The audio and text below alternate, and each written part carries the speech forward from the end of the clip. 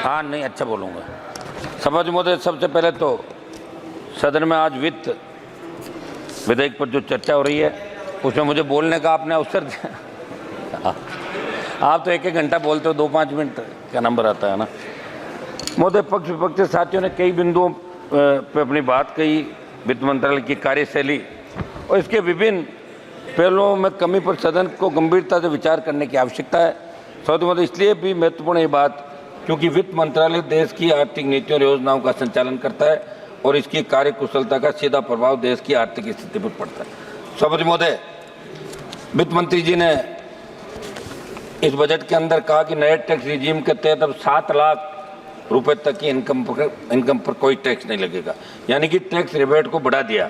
इससे पहले 5 लाख रुपए तक मिलती थी, अब 7 लाख तो कर दिया, लेकिन वो इनकम यदि 7 लाख से 1 रुपया भी अधिक है तो कितना टैक्स देना पड़ेगा, और कैपिटल गेन इनकम में 7 लाख तक वाले को भी टैक्स देना पड़ेगा। ऐसे में आप स्पष्ट करें कि आखिर सच्चाई क्या है, क्या आप केवल गुमराह करें। मेरी मांग है कि 7 लाख से बढ़ा के इसको 10 लाख किया जाए।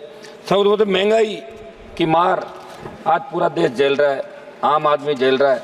जिस तरह बच्चों को पढ़ाना, घर चलाना, घर के बड़े बुजुर्गों की दवा इलाज के लिए बचाना नामुमकिन है। मेरी मांग है कि पेट्रोल, डीजल और घरेलू गैस की कीमतों को जनहित में तत्काल कम किया जाए ताकि महंगाई भी कम और महंगाई कम करने के अन्य ठोस उपाय किए जाए। ओपीएस की बहुत पुरानी मांग है इस देश की।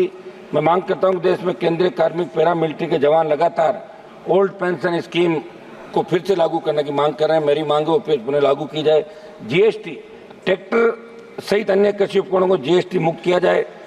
एमएसपी पर कानून बनाते हुए किसान की पूर्ण उपज एमएसपी खरीदने का प्रावधान, जब किसान आंदोलन चला आपकी सरकार ने आश्वस्त किया था कि अब की बार हम एमएसपी पर खरीद का कानून बनाएंगे और ये निश्चित रूप से आपको बनाना चाहिए। हमने इसलिए एनडीए छोड़ी जब किसानों का आंदोलन, पहले हम उधर ही बैठते थे।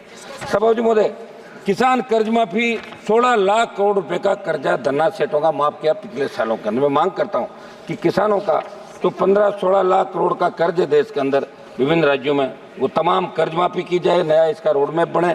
खनन के अंदर समझ देश की खनिज नीतियों में बदलाव की जरूरत है। मेरे संसदीय क्षेत्र प्रदेश के अंदर लाइमस्टोन प्रचुर मात्रा के अंदर है। किसानों को उनकी खातेदारी में खनन के लिए छोटे पट्टे दिए जाए और बजरी के लिए भी खातेदारी भूमि में भूमि मालिक को ही छोटे पट्टे देने का प्रावधान बनाया जाए ताकि माइनिंग माफिया ऊपर लगाम लग सके। पशुपालन, राजस्थान में 3 वर्ष से कम उम्र के बछड़ों पर, जो विश्व के अंदर सबसे प्रसिद्ध मेरे हमारे नागौर नस्ल के बैल बछड़े जो विश्व प्रसिद्ध है, लेकिन धीरे धीरे खोते जा रहे हैं वो, क्योंकि सरकार किसी तरह का प्रोत्साहन नहीं दे रही है। 3 वर्ष से कम उम्र के बछड़ों पर बिक्री व परिवहन पर लगी रोक को किसानों व पशुपालकों के हित के अंदर तुरंत हटाई जाए। पशुओं में होने वाली वायरस जनित बीमारियों की जांच के लिए राजस्थान में एक राष्ट्रीय स्तर की लैब शुरू की जाए। मेरे संसदीय क्षेत्र नागौर में राष्ट्रीय स्तर का डेयरी अनुसंधान केंद्र स्वीकृत किया जाए। सभापति महोदय, स्वास्थ्य को लेकर स्वास्थ्य मंत्रालय की डिमांड पर भी माननीय सदस्यों ने चिंता जाहिर करी थी।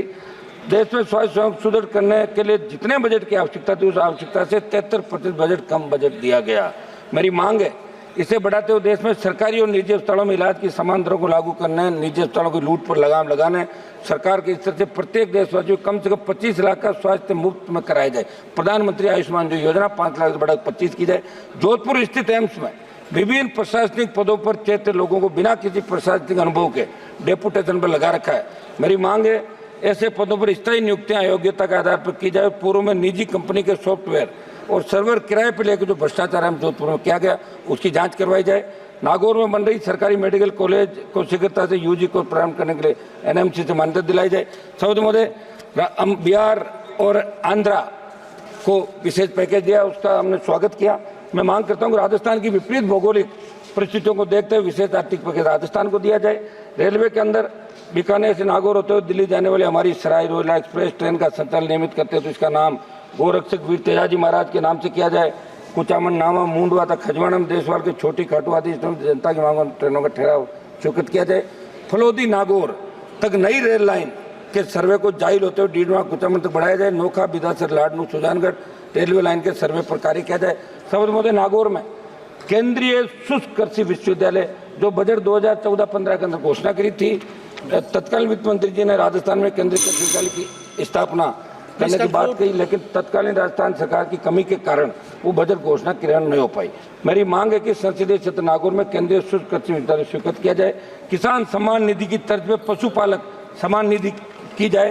देश में राष्ट्रीय राजमार्ग पर 983 टोल नाके, जिसमें सर्वाधिक मेरे राजस्थान में 142 टोल बूथ है, लेकिन टोल लेने के बावजूद सड़कों की बदहाल स्थिति है। जयपुर अजमेर के मध्य 4 से 5 घंटे लगते हैं। मेरी मांग है कि प्रदेश और देश को टोल मुक्त किया जाए। कुछ प्रमुख मांगे समझ में रख देता हूँ। मेरे संसद से नागौर के खीमसर पर्वत डीडवाना नागौर जिले के मेड़ता में नए केंद्रीय विद्यालय जो स्वीकृत है, लंबित प्रस्ताव है, इनको जल्दी चालू कराया जाए। क्षेत्र के ही मकराना, जाहिल, लाड नुक्कड़ मुख्य और नए केंद्रीय विद्यालयों के स्वीकृत प्रस्ताव केवी सेंटर माध्यम से मंगवाए जाए। नागौर लोकसभा क्षेत्र में नागौर और डीडवाना कुचामन 2 जिले। वर्तमान में कुचामन में नवोदय विद्यालय, परंतु नागौर में नवोदय स्कूल नहीं है। मेरी मांग है कि नागौर में नवोदय स्कूल खोला जाए। एक मिनट समाप्त कर रहा हूँ सर। डीडवाना अलग जिला बन गया तो मेडिकल कॉलेज की स्थापना की जाए। मेरे संसदीय क्षेत्र राजस्थान की तमाम सरकारी स्कूल, जर्जर स्कूली भवनों के साथ नए भवन बनाए, स्कूल में मरम्मत योग्य कमरों की व्यवस्था। समझ में एक मांग में करूंगा, एक मिनट लास्ट समाप्त कर रहा हूँ साहब, लास्ट मेरा निवेदन 30 सेकंड मेरा निवेदन है कि आज सबने चिंता जाहिर की, पूरा देश आज देख रहा है, 140 करोड़ देशवासी। विनेश फोगाट ने जिस तरह उसको ओलंपिक से बाहर किया, प्रधानमंत्री जी को इसमें हस्तक्षेप करके 56 इंच चौड़े सीने की बात कर रहे हैं। पूरा देश देख रहा है, प्रधानमंत्री जी को ओलंपिक रुकवा के ओलंपिक खिलवाना चाहिए, तब ये बात है साहब। एक सेकंड बात तो समाप्त करने दें, समझ बात समाप्त करना, बात समाप्त कर रहा हूँ, बात समाप्त समाप्त कर रहा हूँ साहब। लोगों ने आधा सेकंड फिनिश इट प्लीज।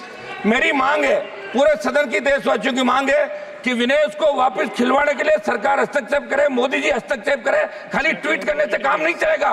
पूरा देश आज देख रहा कि आप फेल हो रहे हो, आप किस तरह यहाँ भाषण पढ़ रहे थे कि हमने ये खर्च कर दिया, वो कर दिया।